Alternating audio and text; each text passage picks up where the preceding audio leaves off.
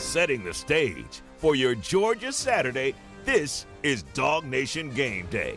Brought to you by R.S. Andrews, Kroger, Pella Windows and Doors, Sir Chero's, Lassiter Tractor, White's Pools, the UGA Bookstore, and Jittery Joe's Coffee. Now here's your host, Kaylee Mansell. I begin today's show with a quote from Kirby Smart, minus all the profanity. I believe in you. Let's go win. And that's what the Dogs will try to do. I got one. I want to eat. Alabama. I want to take the profanity out of that one, too. I want to eat. And all I want to do is eat. Welcome in, Dog Nation. This is DawgNation GameDay. I'm Kaylee Mansell with Mike Griffith. Mike, we're getting a December-January game in September. There's not a single person tonight who is not going to be watching this game. Yeah, you know, Kaylee, this is the first matchup of top 5 SEC teams in the month of September, going back to 1999 when Florida played Tennessee at the Swamp. You got to go back 25 years since we've seen 2 top 5 ranked SEC teams face each other in September. And with a game like this, you know we have to have a big show in store for you tonight. Here's what we have on our game day rundown, starting with, I've got Mike Griffith with me. We're going to talk about who needs to step up in this game. UGA's got to step the run game up. How does Alabama look different under Kalen DeBoer? And this needs to be Carson Beck's I'm him game. And then everybody has an opinion on the biggest game of the year. We're going to look at some of the national media's opinions on this game. Then Davin Bellamy is going to join to discuss how to stop the run. We'll follow that with some impact players. Jeff Sentell joins us to do Sentell's Intel. A lot of top targets on the scene here today. Then we're going to compare Jalen Milroe and Carson Beck in a tale of 2 quarterbacks. And then Jalen Milroe had some things to say after the SEC championship last year, and trust me, Dog Nation has not forgot. We have not forgotten, but in case you have, we're going to remind you of it. And then we're going to close out with Connor Riley, who's going to give us today's availability report. Will Michael Williams be available? Will Warren Brinson be available? Make sure to stay tuned to find out. But first, let's start with this. You've spent a lot of this offseason talking about Trevor Etienne, somebody you were really high on.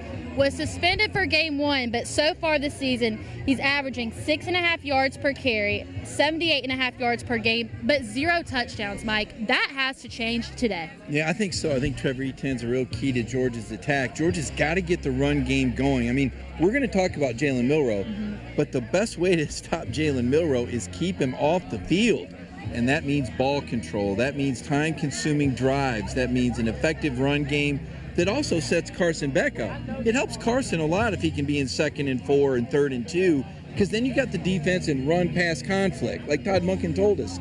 That's where explosive plays come from, staying ahead of the chains where the defense doesn't know what to expect. So Carson needs to get a lift from the running game, and Trevor Etienne, this game right here, this is why he transferred to Georgia. Earlier this week, the entire Dog Nation team put together an article, and one of the questions was, how does UGA win this game? And you talked about the use of Trevor Etienne to help out Carson Beck. So Trevor Etienne doesn't need to just have a game for himself, but also to help out the rest of the offense. Well, and that's why Kirby Smart sent Trevor Etienne out to talk to the media last week. There was only one guy during the bye week off the offense that spoke to the media members. It was Trevor Etienne, and that was Kirby putting the ball in Etienne's hands before putting the ball in Etienne's hands. That was him saying, listen, big guy, we know you had a rough slide this off season, but we're going to put this game on your shoulders like they did Kentucky late in the game when Trevor came back out with a sore shoulder and played with a lot of heart and showed those NFL scouts just how much talent he has. So this was not something I initially planned on asking you, but in light of events that happened today,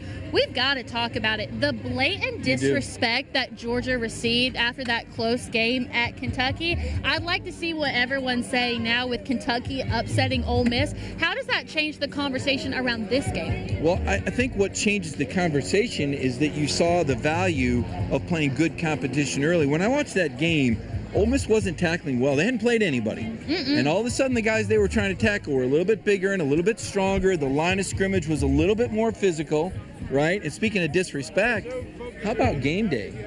Everybody picks Alabama. That's worth at least 3. Those Georgia players are watching. They know. Their backs are to the wall.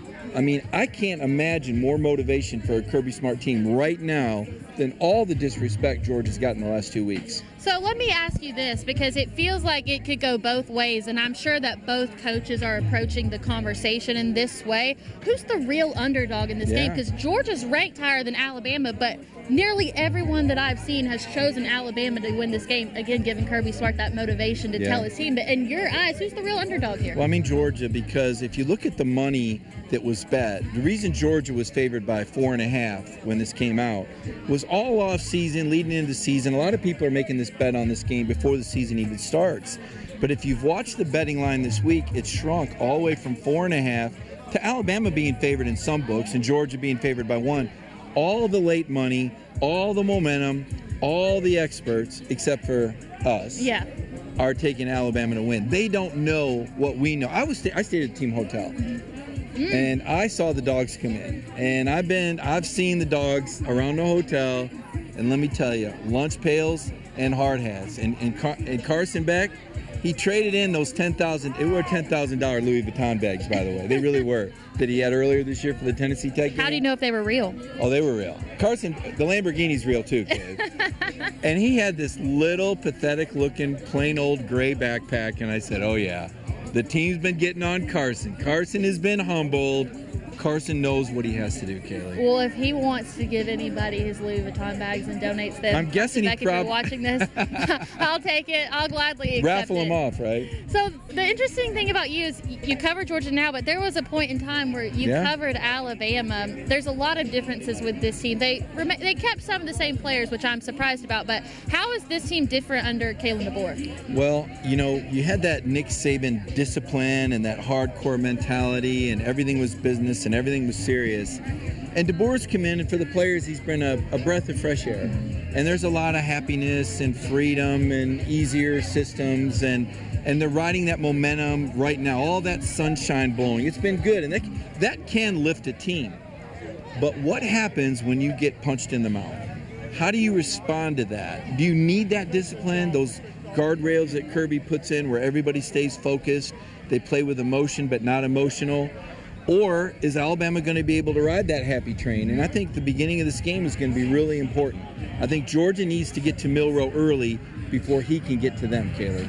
You seem really confident that Georgia's going to walk away with the win. Yeah. Think about last year's game when they did have Brock Bowers and Lab McConkey. You don't have them this year. What is it about this year's team that makes you feel good that they can go in and win this game even without two of the best players of the last decade? Right. Well, I mentioned Trevor Etienne earlier. He's a home run hitter. He's not going to get 6'7". He's a guy that can get you 30, 40-yard honks. I mean, he's a explosive running back. So I like Nate Frazier. I'm hoping Nate is healthy enough to contribute. He can give you a spark. He can make big plays. I like Dominic Lovett's toughness, and I think that Carson has a good chemistry with Lovett, much better than last year. They've worked a lot in the offseason. On defense, I think those linebackers are older. You know, Alabama got their first touchdown last year on a 1st and 20 from the Georgia 28. Usually when you're 1st and 20 against a Kirby Smart defense, that's big trouble. But Raylan Wilson busted. He was a freshman. He made a mistake. He left his guy open, and it was 7 points. That linebacking core is 1 year older, more experienced, and dynamic. Jalen Walker now is doing superhero things. He was good last year. He's very dangerous. And I feel, and I could be wrong on this is just off a nod, but when Michael got off the bus and I saw him, I nodded. He nodded back. And I said, okay, I think number 13 might have something. Now, I'm hoping I'm right. That's not a report. That's not strong enough for me to write. A nod from Michael Williams does not necessarily mean he's ready to go. But he was on the starter's bus when he came in. I'll just say that. All right. Because these bus rides, and I can tell you, let me tell you how calculated Kirby is. When I left the team hotel, one of the team buses had the backup and they were working on the engine. And I said, oh my gosh, they may not have a team bus. I said, I mentioned to the guy, I go, is there a problem with one of these buses? He goes, well, maybe, maybe not. We think we can fix it. I go, well, do you have an extra one? He goes, well, yeah. And I go, of course you do.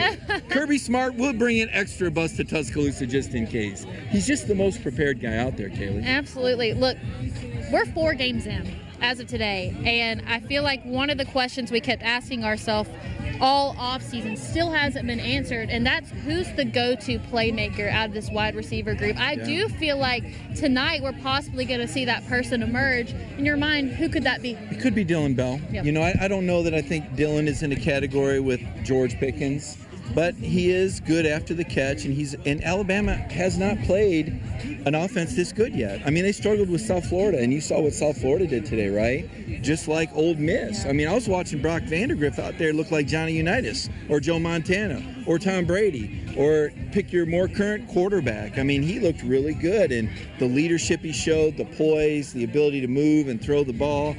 I mean, he looked really good, and he looked special, and Kentucky was able to sustain drives because Ole Miss wasn't tackling well. They had not played athletes like that, and I don't think Alabama has seen anything like what they're going to see today, talent-wise or from an intensity standpoint. All right, Mike, last question. As always, when all is said and done today, you're writing your stories, we're walking off the field, what's the one thing you really want to see out of this Dogs team?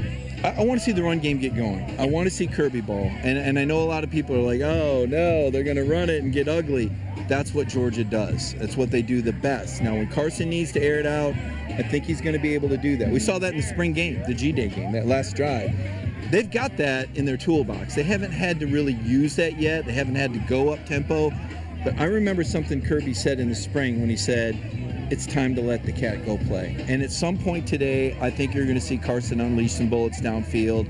I think that's going to be enough. I'm picking Georgia to win 27-24. 27-24. Georgia still covers that way, huh? And I think Alabama scores a late touchdown to make it closer than it really was. All right, Mike, thank you so much. All right, appreciate that, Kaylee. Mike makes a really good point here. UGA is only averaging 27 carries a game, which is the least in the SEC. So maybe it's time to see the Dogs run the ball today. So Mike and I briefly discussed it.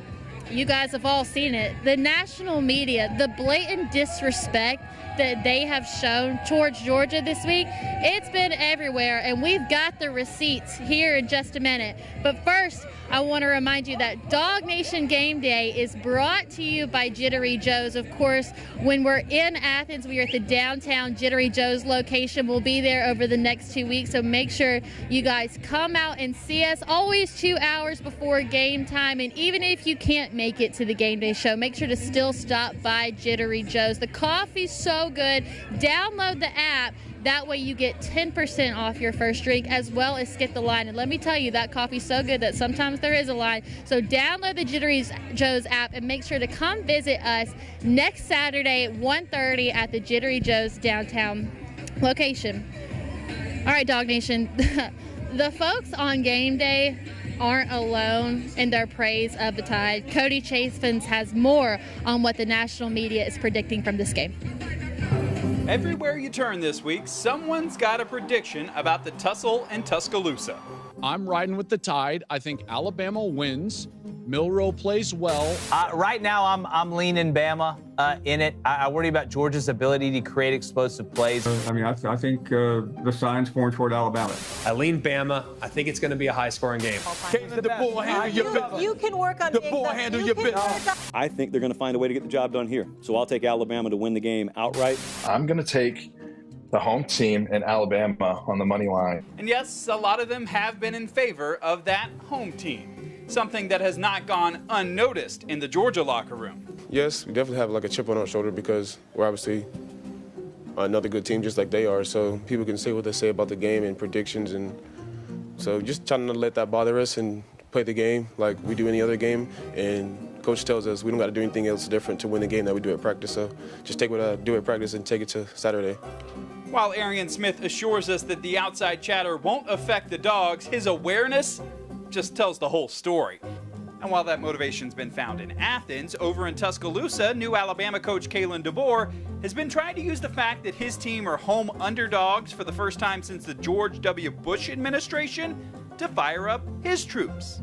I mean, that's no one's fault that that's the case, but obviously there's going to be, even if there's one doubter, right, it falls along with the Lank mentality. And that's what we get to do is let any of the naysayers, know what we're capable of. And that's no one's fault that that's what it is. That's a tribute to what people see in Georgia and how high level of a football team that they have. So both sides with doubters to hush, but only one will be able to do that at Bryant-Denny Stadium. For DawgNation, I'm Cody Chaffin. And welcome back to DawgNation Game Day. I am Kaylee Mansell. In case you weren't aware, now you're aware of what the national media had to say. And we're going to make you aware of some things that Jalen Milroe said last year here in just a little bit. But first, let's bring in the former Georgia linebacker, Davin Bellamy. Davin, we just saw the UJ buses pass behind us. What is that feeling like as a player when you're sitting on the bus, you're about to arrive into the stadium? Is it like a more serious tone on the bus, or are you kind of getting yourself pumped up? You know, those guys are so ready to, go compete. They've heard everything. They watch the same shows, that we watch. And if the ride is 20 minutes, the first 10 minutes, you're bumping your music, you start to see the traffic, you start to see the fans, tailgating, and you start to understand, what's going on in the aspect of, we're going into a tough environment. So we just heard the chance to listen to Mike Griffith, but I want to extend a similar question to you because we just watched what the national media has been saying all week about this Dawgs team. And if you look at the rankings, Georgia's ahead, but the national media is making it seem like Georgia's walking in here with no chance. So in your mind, who is the underdog in this game?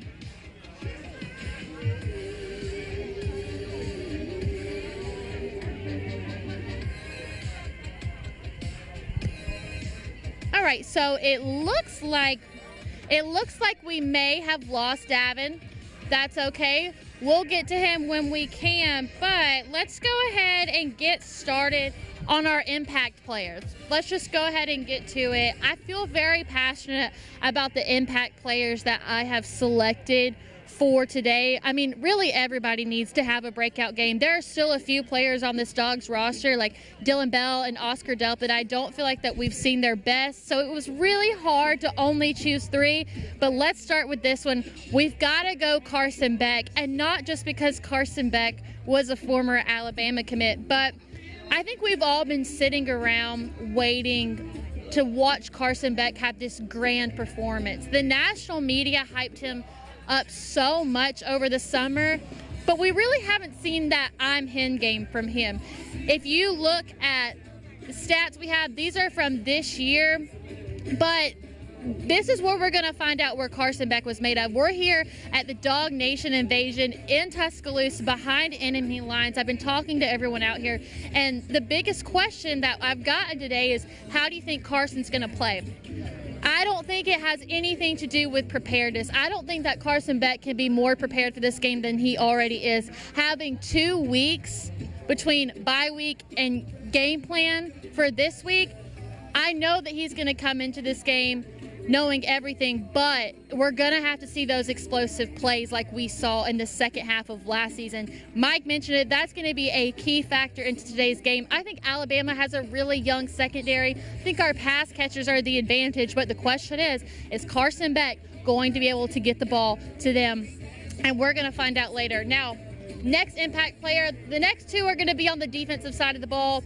By the way, the only defense in the entire country that still hasn't given up a touchdown, but yet everyone has seemed to have forgotten that, but DawgNation doesn't forget. It's got to be Jalen Walker. This year so far, 11 tackles, 1.5 sacks, should have been another one.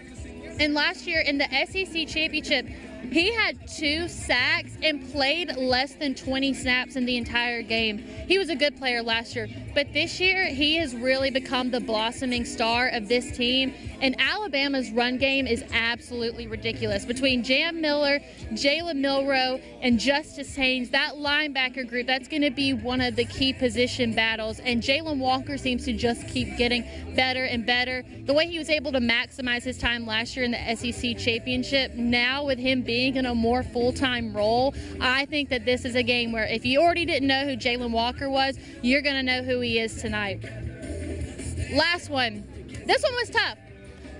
It's got to be Malachi Starks. Malachi Starks, 1 interception on the year. Now, Jalen Milroe hasn't thrown an interception all season, but if he throws one, it might be tonight to Malachi Starks. I think it's going to be really interesting to see how Georgia approaches guarding Ryan Williams, the 17-year-old wide receiver from Alabama who can't buy a lottery ticket. I'm not going to sit here and lie to you. The kid's the real deal, and he's going to be a tremendous player in the years to come. But I think Georgia's got the tools to shut him down. I'm hoping that we're going to see a guy like Julian Humphrey on him, but Ryan Williams really excels in that back middle part of the field. Malachi's going to play a huge part today in making sure that Ryan Williams doesn't end up in that end zone, and you've got to have a guy like Malachi Starks, a leader on this team, be the last impact player. And that is going to be our impact players here on DawgNation Game Day. If you guys have somebody who you think is going to be an impact player in today's show, please let us know in the comments down below. With that, we're going to try to get Davin Bellamy back here on DawgNation Game Day. Davin, good to have you back. So earlier this week in your appearance on DawgNation Daily, you said that you thought that this could be the game where potentially UGA picks up 2 interceptions against Jalen Milroe, who hasn't thrown an interception all year. Why is it this team that can do it? Most definitely. I just think that Georgia has a team of, well, first they have the athletes to compete, with, the Alabamas of the world. And I just think, we usually know how to deal with scrambling quarterbacks, and if that is, keeping them in the pocket and making, them do something that they don't want to do.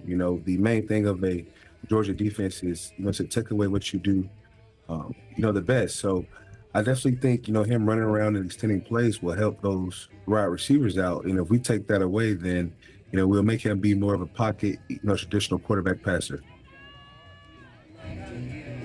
So Jalen Milroe, not the only member of the Crimson Tide that can scramble on the ground. In fact, running back Jam Miller is averaging over 9 yards per carry, which is first in the SEC. Jalen Milroe leads all SEC quarterbacks with rushing touchdowns, and Justice Haynes is averaging over 8 yards per carry, which is second in the SEC. Alabama's good on the ground. What does Georgia have to do to stop that? Because not only are they going to have to stop Jalen Milroe, but also the other guys on the field as well. No doubt. And I definitely think, what we saw in the Kentucky game was Georgia just being, out physical. And that's not something that we see, on the regular. I definitely think, at the point of attack, they just have to be better and just be more physical than, Alabama, at the front, really at the point of attack, and just everybody being, gap sound and not allowing those big plays. But I think the main thing is just, Georgia just being more physical, and that's usually not something that we have to speak up of, but, that's what we've seen in the past.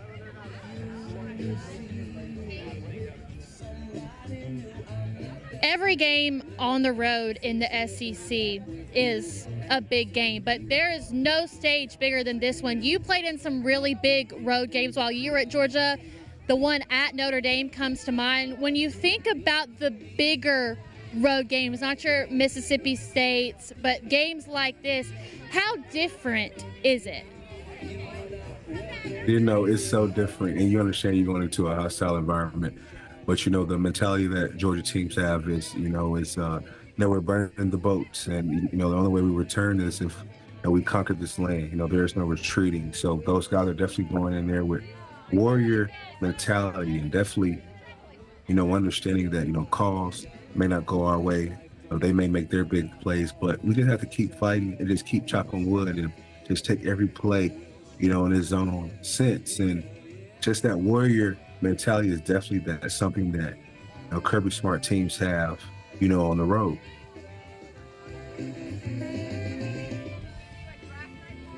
One thing that we've talked about a lot on DawgNation this week, and all of the DawgNation folks agreed that we thought this was the most important game of this regular season. But when you look at all of Kirby Smart's regular season games, in your mind, is this the most important? We have this saying at Georgia that, we take every rep as a national championship rep, and practice and games are just what we train our body to do. But I definitely think with Nick Saban not being there, there is a psychological thing where it's time for, of course, Kirby Smart wants to be, the number one head honcho of college football, and if Georgia is to resemble that dynasty of, the Alabamas in the past, I think with Nick Saban not being there, I definitely think, that this is our time. And I definitely feel like they see that. And, right now it's the time to grasp, the college football, worry about storm and understand that, this is the first time this game is not played at a neutral site. So going on the road and beating the Alabama team the way we should beat them will be very crazy. And I think, to give Georgia and, Kirby Smart that notion of, Georgia's here as that dynasty of what Alabama used to have. And, Nick Saban is going, and it's a new sheriff in town. Mm-hmm. Well, when you play the biggest game in college football this early in the season, everyone's going to have an opinion about it. Can we get a score prediction from you? I'm going 24-17. I think it's going to be a low-scoring first half, and then, you got two great coaches going in and making adjustments and just figuring out, how to win it in the end. And basically, it's on which one of these high-level, NFL quarterbacks can make the less mistakes and, put the ball inside the end zone and not get three, in the red zone. So I'm definitely thinking, 24-17. Well, Davin, thank you so much for joining again. We can't wait to see what you have to say on the Dawg Nation postgame show. Always. Thank you, Kaylee, and go Dogs. You love to hear it. All right, you can check out Davin on the Dawg Nation postgame show, which is going to happen directly after the game. It's going to be hosted by Brandon Adams. And regardless of the result of this game, I imagine you're going to want to tune in to see what Brandon has to say. Now, before we get to Centel's Intel, I do want to point out something that Davin was talking about that I don't think that we've talked about on this show. Connor Riley and I talked about it on our show, Thursday night show, Dawg Nation at Large. And it's this concept of old Alabama versus new Alabama. I think with Saban out of the picture, Georgia becomes what Alabama used to be, and not just because Kirby Smart is the Nick Saban spawn, but also the rapid success that they have, the rapid talent that they continue to bring in, the same disciplinary type of players that we have.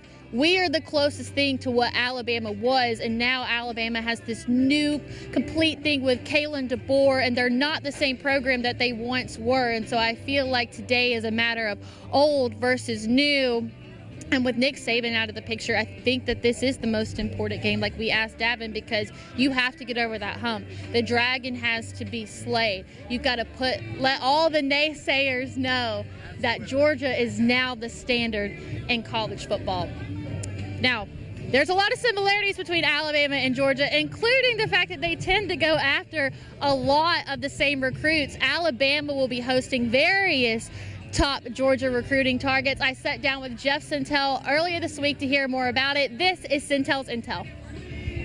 And here on the Dawg Nation Game Day show, it just really wouldn't be complete without some Centel's Intel. Now, this week is a little bit different because Georgia isn't hosting. Alabama's going to be hosting recruits. But as we've seen from the past, Georgia, Alabama tend to go head-to-head for a lot of guys. That's going to be the theme of this conversation. But let's start with this first. Alabama will be hosting various 2025 and 2026 targets that Georgia is also after. Who are the big names on the scene we should keep an eye out for? Yeah, Kaylee, I'll kind of snapshot the importance here really quickly, and that's if Georgia plays well, rolls the Tide in Tuscaloosa. That could potentially be the most defining moment or impactful game day moment for any of those Alabama recruits in the stands that Georgia is absolutely going after. There's the five-star Justice Terry in the 2025 class. You got Chase Linton. You got a lot of targets, Christian Ingram, Joseph Mbachu. Like, there's a lot of guys that Georgia's still trying to close on that will be there, and that's since the 2025 class. 2026 class, you've got obviously Tyler Atkinson, the #1 linebacker in the country. 2027 is going to have a little intrigue, Kaylee, because not only is the #1 overall prospect in 2027, LaDamian Guyton, going to be there, but I think a name that's already kind of stuck to your attention is Baby Brock. That would be Mark Bowman, the really talented tight end out of California. He wears number 19. His teammates, including his former teammate Nate Frazier, called him Baby Brock last year. Todd Hartley absolutely is already prioritizing this guy. And Kaylee, can you imagine if they see the Georgia machine roll the Tide in Tuscaloosa? You don't have to be in Athens, and you don't have to see Krypton fanfare at Dooley Field in order for there to be a mega-sized moment in your recruiting. That could take place behind enemy lines. So I'm going to give you some names here. I want you to tell me what they're going to bring to the table Saturday and why did they go with Alabama over Georgia. And it's got to start at the very top with the former 5-star wide receiver, Ryan Williams, who's already making headlines. I see him all over social media. He's already making an impact as a true freshman, which is something that we rarely ever see at programs like Alabama and Georgia. And they're definitely going to mention today on the broadcast that, yes, he's 17. He can't vote. He can't even buy a lottery ticket. Yeah, Ryan's the place to start because he's already getting those comparisons, Kaylee, to Devonta Smith, Jalen Waddle, and it's rightfully so. Ryan Williams is from the state of Alabama. Kaylee, he was inside Sanford Stadium last fall watching the Bulldogs. That's how crazy it is. He still should be a high school senior. He reclassified up.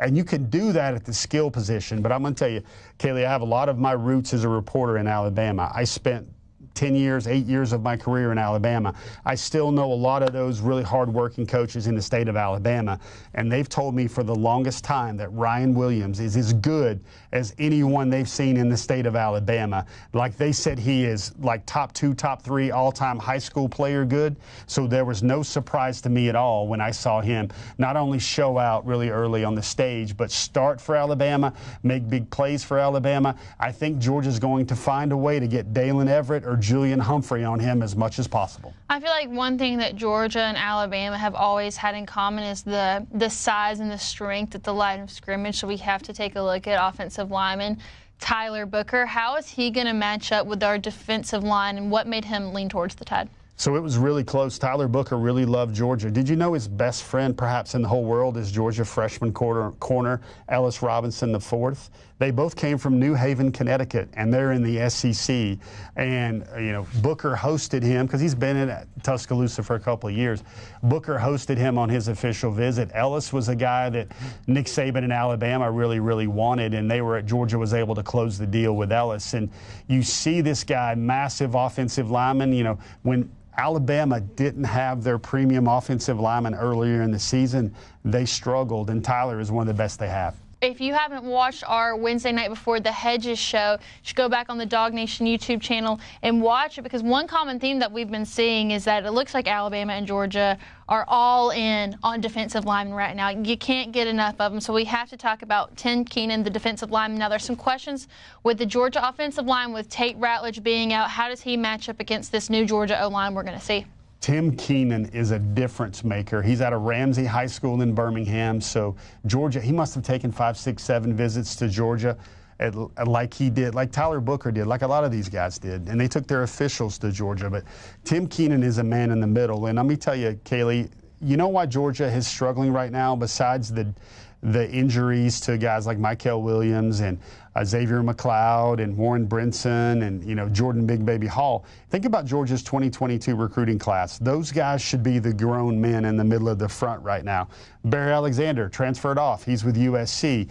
There's another young man out of the state of Louisiana, Shone Washington. That was another guy that didn't last more than a year in Athens. And those guys should be bedrocks and anchors in the front right now. They should be in their 3rd year of the program. So when you have Georgia minus all those potential guys that they expected to be big names in the class, I think they've only got Christian Miller left from the 2022 class that's thriving and producing and getting reps in that rotation. And that means something, because that means Georgia is having to turn to a lot of the young kids in 2024 that aren't quite ready yet.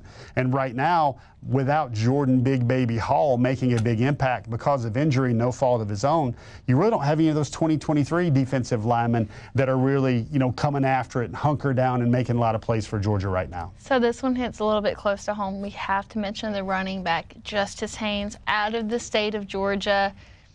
He's maybe not going to make as big of an impact, but he's a guy that DawgNation is very familiar with. So why did he end up choosing Alabama over Georgia, and not just because he went to Beaufort High School, because the Beaufort curse has been broken with KJ Bolden?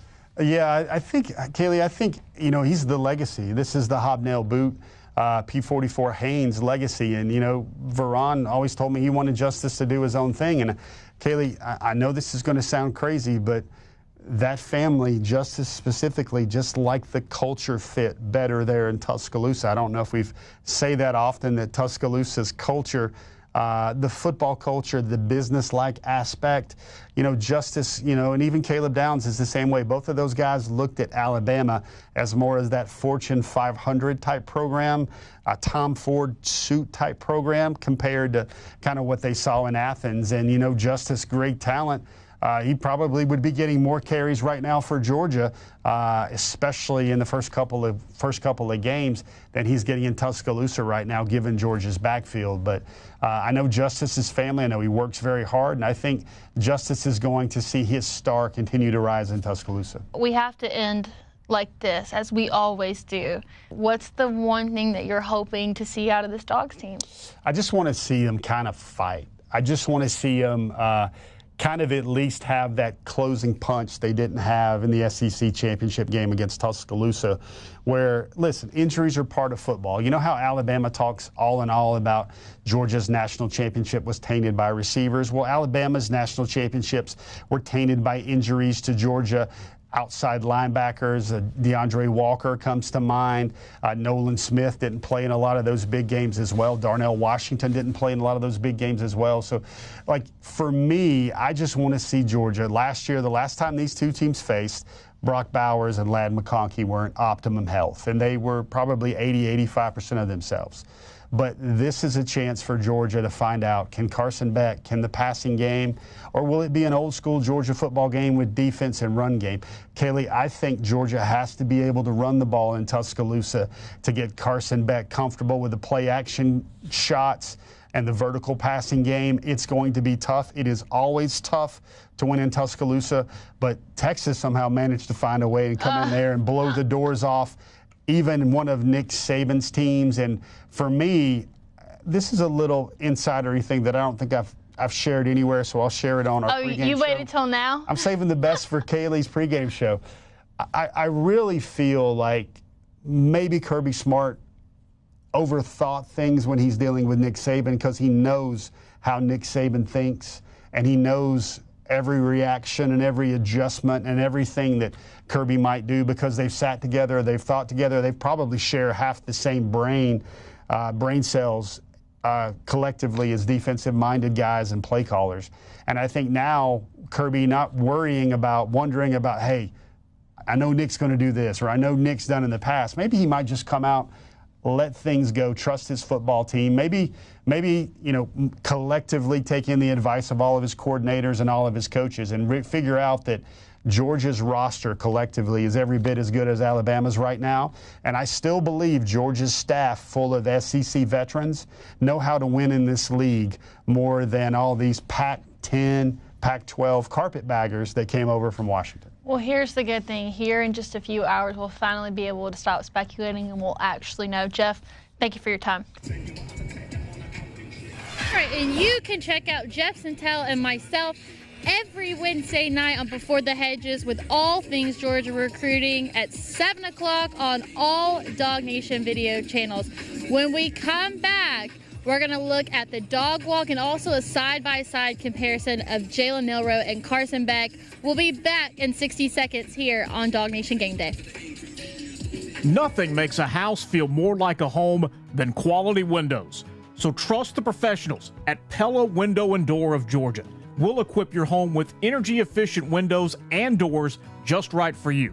Schedule your free in-home, no-pressure consultation. Get product samples, installation options, and a free quote. Log on to PellaGA.com and visit our new Experience Center in Duluth. Tell them Brandon Adams sent you. Pella Window and Door of Georgia, viewed to be the best.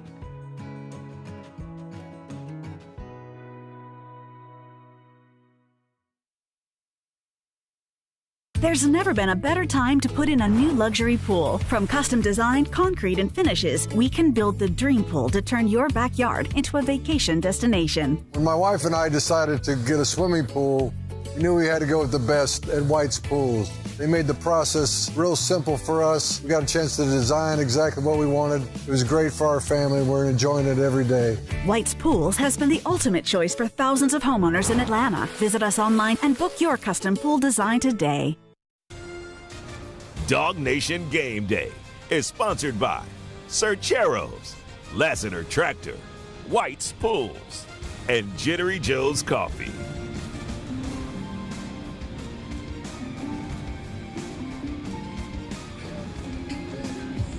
So as you're watching today's game, there's going to be a lot of talk about the two quarterbacks on the field between Jalen Milroe and Carson Beck, two guys who are already NFL prospects, and they're going to be drawing a lot of comparisons today. But we wanted to put the numbers side by side. Here is a tale of two quarterbacks.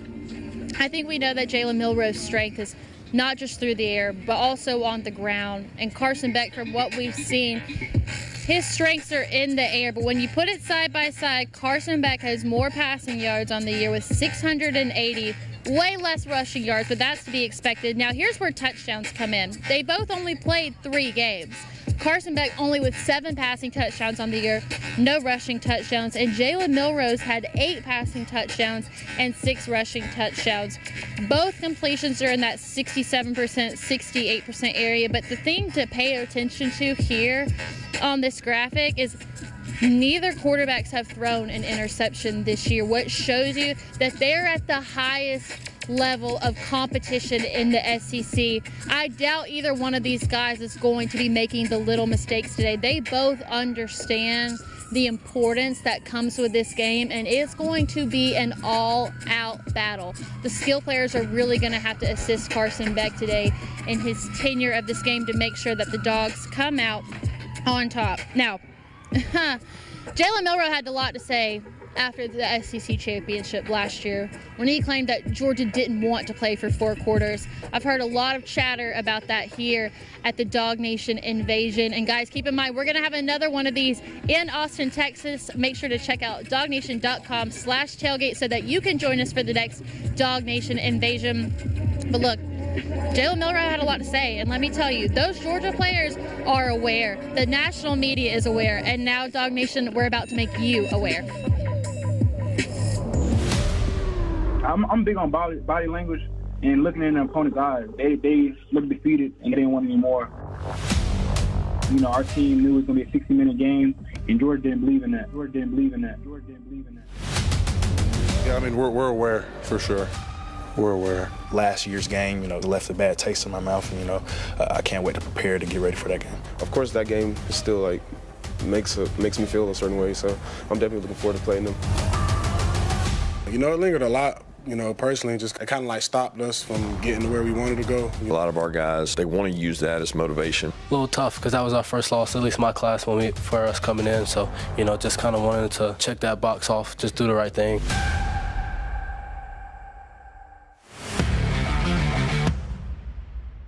Put my head down and grind. I think that's the attitude of our team.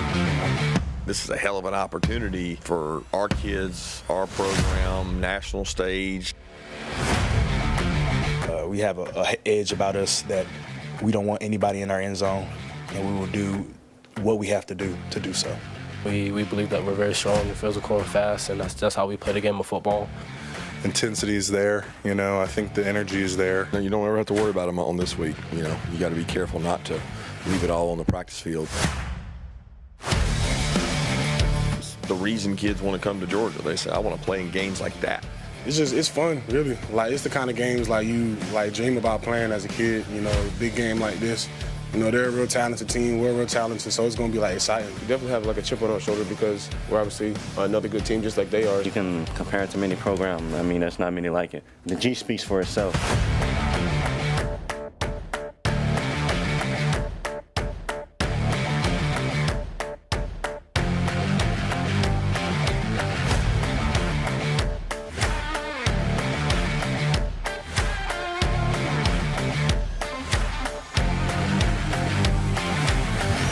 Gonna keep. The Dogs made it clear that this was a business trip, and it looks like it might be a business trip for Connor too. Nice tie. Quick question. Where are you located right now? To be honest with you, Kaylee.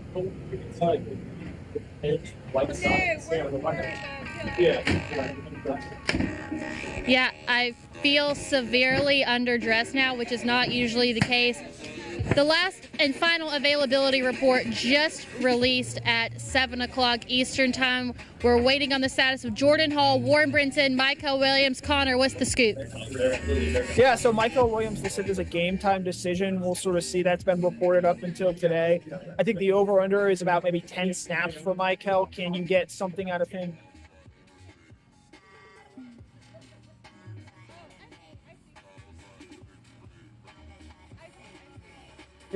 Since the All right, so it looks like we're having some issues in the stadium, but don't worry, Dog Nation, we've got you covered. This is our Kroger Dog Walk. Good evening, Dog Nation, and welcome into Dog Nation's coverage of the Dog Walk here, presented by Kroger. In just a moment, the Georgia Bulldogs about to make their way into Bryant-Denny Stadium. The guess here is not quite as festive as some of these home games. A look of intensity. In fact, you see it right away as Georgia coach Kirby Smart walks in, a stadium that he knows well, going back to his time as Alabama defensive coordinator many years, but now he returns as a two-time national championship head coach. And following him in, members of this Georgia staff. You probably also saw a moment ago Tate Ratledge hopping in. The Georgia Bulldogs making their way in. Coming in, getting ready for a big one here today. There's wide receiver Arian Smith walking by. Arian Smith, the guy that you expect that could have a very big day for Georgia.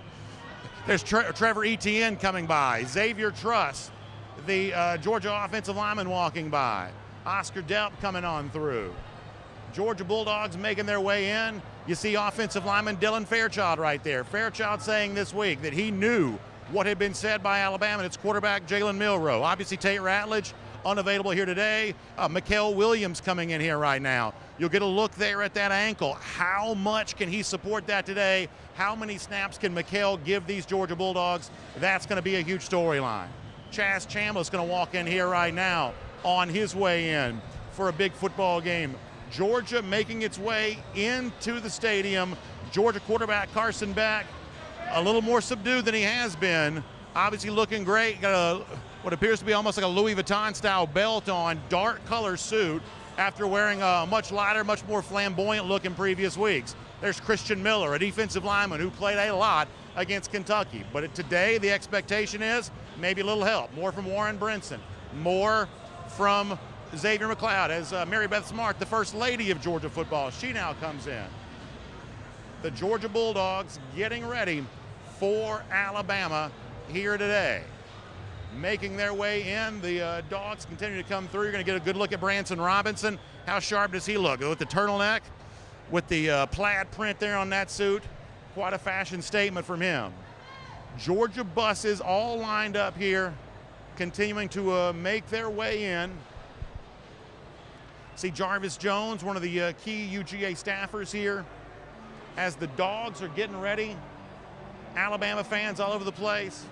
The faint sounds of Sweet Home Alabama plays in the background, but it's a night tonight in which Georgia hopes to make this game a home for themselves. DeMello Jones, one of the outstanding freshman defensive back.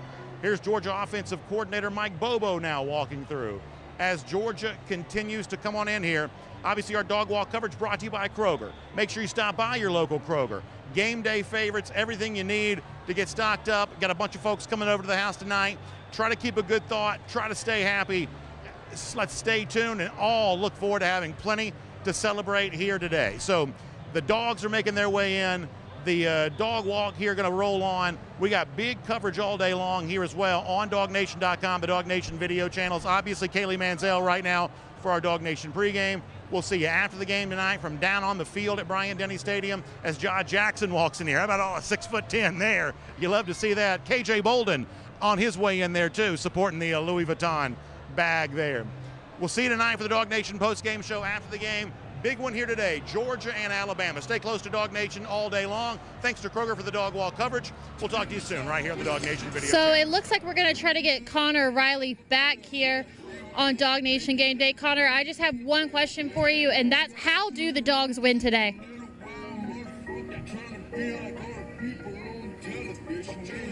That's really pressure him in a way I don't think they necessarily did when they met last year in the NCC championship game.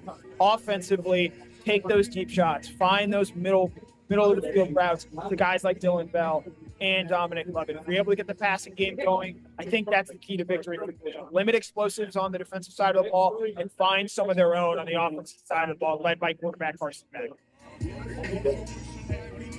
All right, Connor, thank you so much. That's Connor Riley. You can check him out along with myself on our Thursday night show, Dog Nation at Large, and make sure to check out DawgNation.com for a full availability report and articles after the game. Dog Nation, I want to leave you with this. My producer, Jay Black, always says, if there's something I feel like I need to say, then I'm just going to say it. And so I want to leave it with you. The blatant disrespect that Georgia has received following what happened at Kentucky is absolutely ridiculous. This is still the only team in the entire country that has not given up a single touchdown. Look at what happened with Alabama and South Florida. That score was not reflective of how messy that game is, but nobody seems to be talking about that. I understand that this is Nick Saban's homecoming game, but I'm just surprised at how ignorant the national media has been. We're keeping receipts on every single one of them, and I am looking forward to the Dogs going in there tonight and proving them wrong and potentially going back up into that #1 AP poll spot, because it can't be that easy for Alabama. It's not going to be that easy for Alabama. Everything about this game points towards the Dogs, and I think we're going to see that tonight. All right, Dog Nation, I'm Kaylee Mansell. This is Dog Nation Game Day. Make sure to check out Brandon Adams immediately following the game. I'll give it to you right here. Go Dogs.